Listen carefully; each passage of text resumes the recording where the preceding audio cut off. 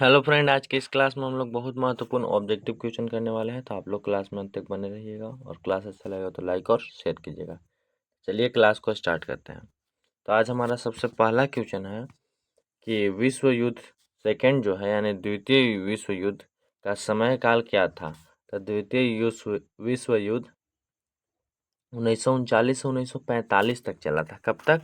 1939 से 1945 तक चला था। दूसरा अगला प्रश्न है कि भारत में राष्ट्रपति का भारत में राष्ट्रपति का कार्यकाल कितने वर्षों का होता है। तो भारत में राष्ट्रपति का कार्यकाल 5 वर्षों का होता है। ठीक है ना, 5 वर्षों का होता है, याद रखिएगा। फिर आगे क्वेश्चन में चलते हैं। आगे क्वेश्चन है कि विश्व का सबसे बड़ा महासागर कौन सा है। विश्व का सबसे बड़ा महासागर कौन सा है। तो विश्व का सबसे बड़ा महासागर प्रशांत महासागर है। कौन? प्रशांत महासागर। याद रखिएगा कि विश्व का सबसे बड़ा महासागर प्रशांत महासागर है। फिर आगे क्वेश्चन है कि भारत का जो संविधान है से कितने समय में बना था। तो भारत का संविधान कुल 2 साल 11 महीने 18 दिन में बना था। कितना? 2 साल 11 महीने 18 दिन में बना था भारत का संविधान। याद रखिएगा आप। फिर अगला क्वेश्चन है कि पहला लोकसभा चुनाव भारत में कब हुआ। तो पहला लोकसभा चुनाव भारत में सन 1952 में हुआ। कब? 1952 में हुआ। आप लोग याद कर लीजिएगा, बहुत महत्वपूर्ण प्रश्न है। फिर आगे क्वेश्चन है कि भारत का सबसे बड़ा राज्य क्षेत्रफल की दृष्टि से कौन है। भारत का सबसे बड़ा राज्य क्षेत्रफल की दृष्टि से कौन सा है। तो वह है राजस्थान। क्षेत्रफल की दृष्टि से भारत का सबसे बड़ा राज्य राजस्थान है। याद रखिएगा।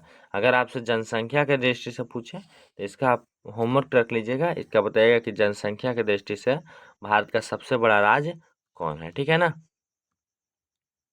ठीक है, तो चलिए आगे चलते हैं। बात आगे है कि ध्वनि की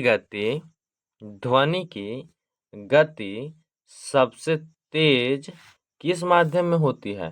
तो ध्वनि की गति सबसे तेज ठोस में होती है। किसमें?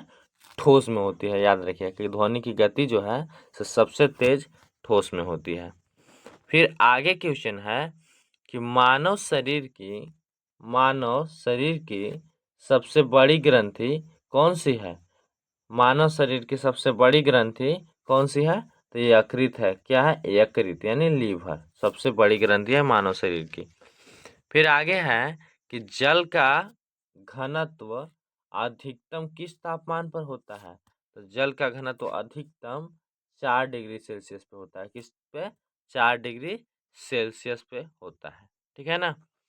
फिर अगला प्रश्न है कि रक्त का पीएच मान कितना होता है। रक्त का पीएच मान कितना होता है।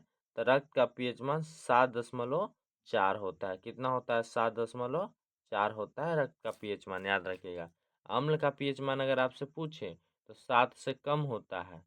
7 से कम होता है। और क्षार का पीएच मान पूछे तो 7 से ज़्यादा होता है। और किसी उदासीन विलयन का पीएच मान पूछे तो 7 ही होता है। ठीक है ना?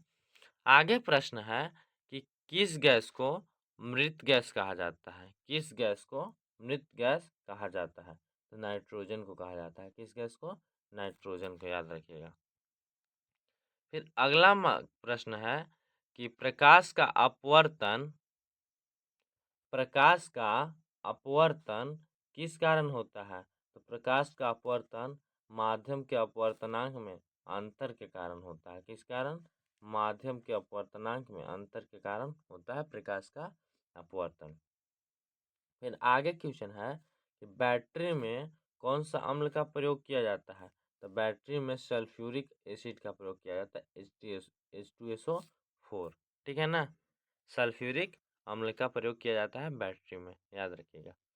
फिर आगे अगला लास्ट क्वेश्चन है कि कार्बन का शुद्धतम रूप कौन सा है। तो कार्बन का शुद्धतम रूप हीरा है। कौन सा रूप है? हीरा है। याद हो गया? तो चलिए इस क्लास को हम यहीं पर बंद करते हैं। मिलते हैं अगले क्लास में। तब तक के लिए जय हिंद, जय भारत।